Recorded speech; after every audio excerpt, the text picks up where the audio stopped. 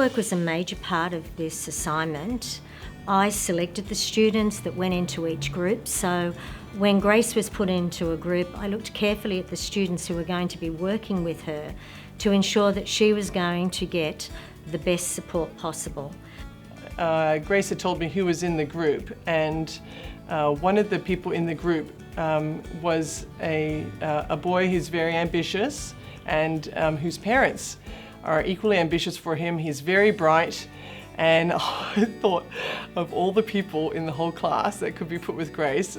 I thought, oh, I wonder how this is going to work, because I thought that he might not appreciate Grace being there, because that he might get the impression the group is going to be slowed down by her. And I also didn't want Grace to be intimidated by him, to allow her to be part of the group in an effective way.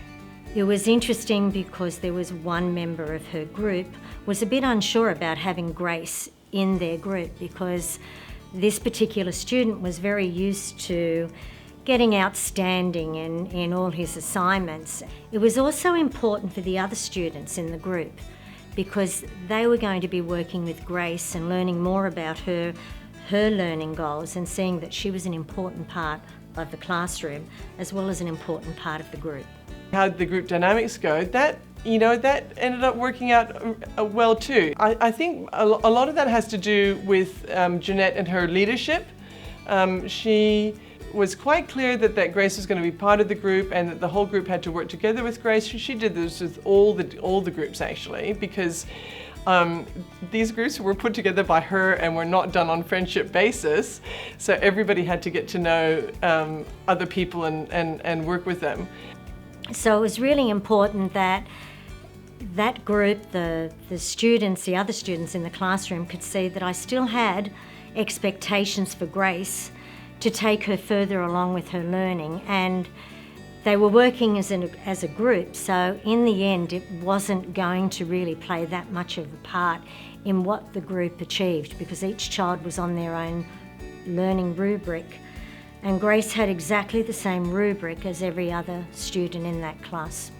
And the group did really well, and the boy who was a high achiever, he ended up really accepting Grace and valuing her contribution.